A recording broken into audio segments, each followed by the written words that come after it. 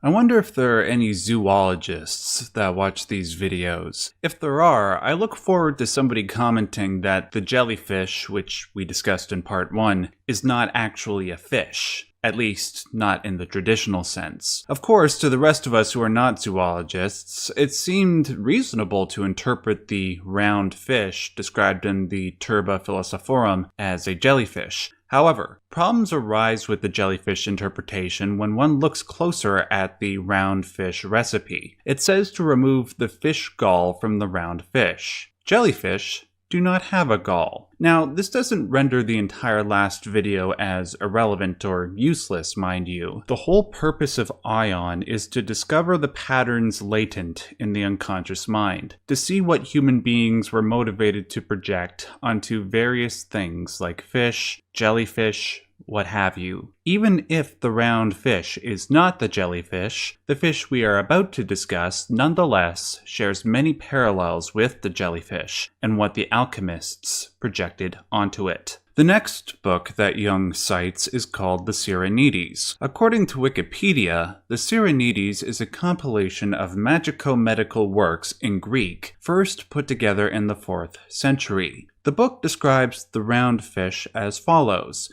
The Sirenian fish lives in the sea on the shores of Syria, Palestine, and Libya, is 6 fingers long, and is a Pisciculus rotundus. It has 2 stones in its head, and another one in the 3rd vertebra of the tail, or notochord. This stone is especially potent and is used as a love potion. The Sirenian stone is practically unknown because it is very rare. It is also called obsidianus. Obsidianus, translated from Greek, means obsidian. This stone is twin or twofold. The one is opaque and black, but the other, though black, is brilliant and shining like a mirror. This is the stone which many seek without finding it, for it is the dragon's stone. Before we go on, I just want to ask all of the Minecraft players out there, how do you make obsidian in the game?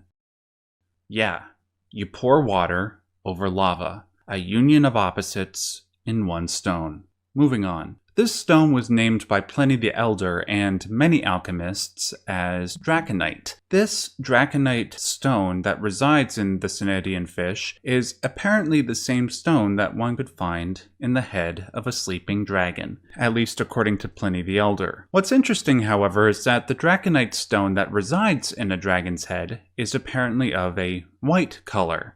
So which is it? Is the draconite stone black, like the one inside the Sirenian fish and described as such in the Sirenides, or white, like the one inside the dragon's head and described by Pliny the Elder? Jung says the following on the matter, quote, "The Sirenian stone has a double nature, though as the text shows, it is not at all clear. One might almost conjecture that its double nature consisted originally in a white and a black variety, and that a copyist, puzzled by the contradiction, inserted niger quidem, though black. But Ruland distinctly emphasizes that the color of the draconite is white. Its affinity with Saturn may shed light on this dilemma. Saturn, in astrology, the star of the sun, is alchemically interpreted as black. It is even called Sol Niger, I think I'm pronouncing that right, and has a double nature as the arcane substance, being black outside like lead, but white inside. Quicksilver, says Milius, comes from the heart of Saturn, in fact is Saturn, the bright silveriness of Mercury contrasting with the blackness of lead. Once again, we see a projection of opposite qualities. Not only that, but we see a union of those opposite qualities in the Sirenian stone, the draconite. The similarities don't stop there, however. In the last chapter, we discussed how the jellyfish could be seen as a symbol of the inextinguishable power of love, for it unites the sacred and profane loves, fire and water inside one living being. In regards to the draconite that resides inside the Sirenian fish, it is used, as we just said, as a love potion. Now let me ask all of you this question. What does a love potion do?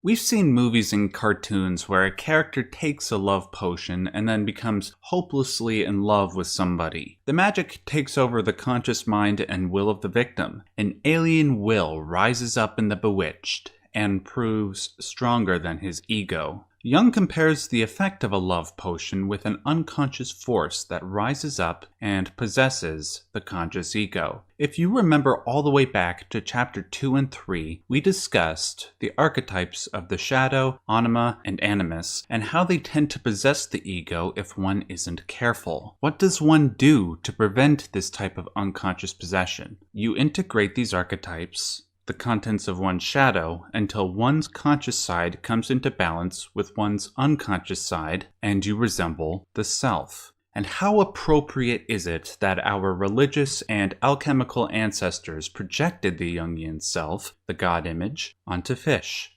In regards to the Cnidian fish, this projection is all the more appropriate. The word Cnidian comes from the Greek word kineo, meaning to set in motion. It is the basis of the word kinetic and cinema. What does one see at the cinema?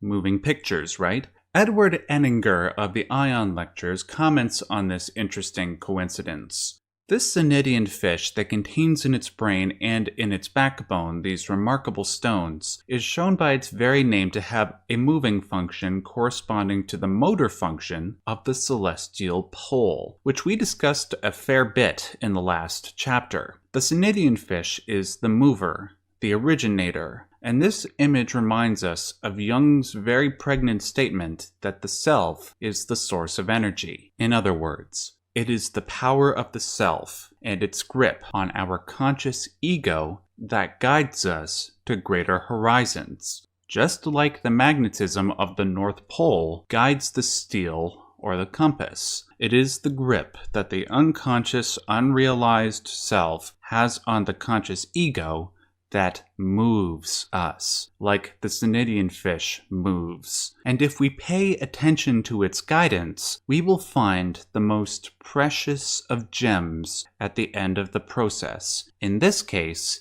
it's the draconite inside the Cnidian fish's head. In the greater alchemical tradition, that would be the philosopher's stone. In the grander scope of life, it is the self, which, like draconite, the philosopher's stone, or the fish, is a perfect union of opposites. Brought that around full circle, didn't I? There's one question I'm sure some of you will have. What is a Cnidian fish? What makes it round? Does it actually exist? Well, apparently, yes, it does. According to a treatise of the 17th century by an anonymous French author, the Cnidian fish is identified as the Echeneis remora, the common remora or sucking fish. Look at the top of its head.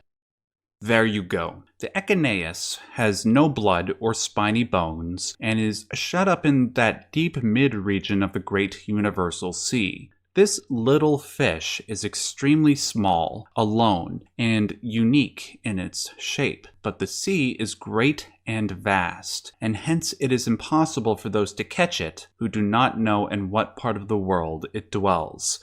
Like the precious Jungian self which resides in the depths of the unconscious, the Echeneis with its precious draconite resides in the great depths of the ocean. Naturally, an incredibly small fish which resides in the infinite, dark, terrifying expanse of the ocean would be very difficult to catch. Then again, anything of divine value is usually very difficult to catch. As we have said before, one can only achieve infinite joy if there is infinite pain to define it. To use Jordan Peterson's words, one can only obtain the mounds of gold hoarded by the dragon if one goes to the trouble of slaying it.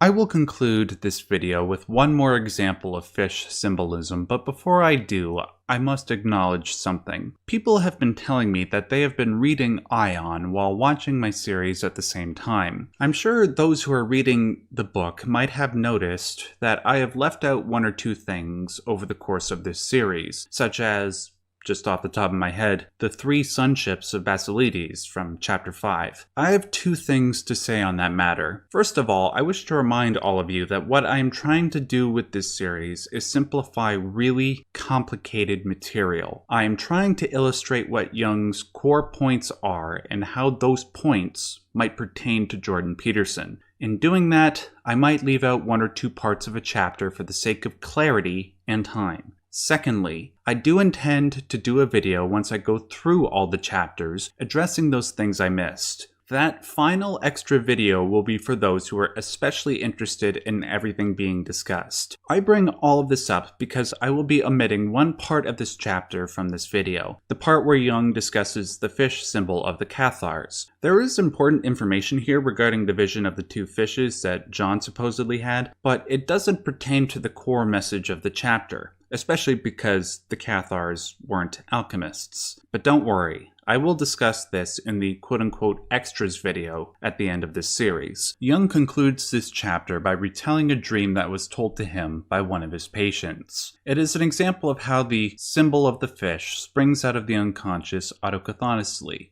Quote, "I came to the bank of a broad, flowing river. I couldn't see much at first, only water, earth, and rock. I threw the pages with my notes on them into the water, with the feeling that I was giving something back to the river. Immediately afterwards, I had a fishing rod in my hand. I sat down on a rock and started fishing. Still, I saw nothing but water, earth, and rock. Suddenly, a big fish bit. He had a silver belly and a golden back. As I drew him to land, the whole landscape became alive. The rock emerged like the primeval foundation of the earth. Grass and flowers sprang up, and the bushes expanded into a great forest. A gust of wind blew and set everything in motion.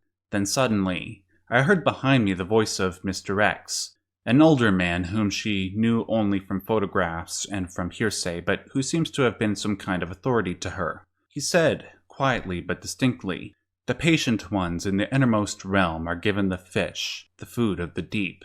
At this moment, a circle ran round me, part of it touching the water. Then I heard the voice again. 'The brave ones in the second realm may be given victory, for there the battle is fought.' Immediately another circle ran round me, this time touching the other bank. At the same time, I saw into the distance, and a colorful landscape was revealed. The sun rose over the horizon. I heard the voice speaking as if out of the distance. 'The third and the fourth realms come, similarly enlarged, out of the other two. But the fourth realm,' and here the voice paused for a moment as if deliberating, 'the fourth realm joins on to the first. It is the highest and the lowest at once, for the highest and the lowest come together. They are at bottom one.' Here the dreamer awoke with a roaring in her ears." To Jung, this entire dream can be seen as a symbolic representation of the individuation process, of integrating unconscious contents into consciousness. Let's go through this dream piece by piece. First of all, when the woman throws her notes into the water, this is a sort of sacrifice. Edward Edinger says the following: "This is an image of the sacrificial action of paying attention to the unconscious, of working on one's dreams, scrutinizing one's complexes, doing active imagination, and offering those efforts to the waters out of which the dreams and the complexes come. By acknowledging that unconscious shadow side, the work can begin. This is why the fishing rod appears in her hand out of nowhere. Upon making that sacrifice to the water, she gains the ability to obtain the precious fish that lies within, the precious self that resides in the unconscious. The fish she catches has a silver belly and a golden back, a conjunction of opposites that signifies sun and moon.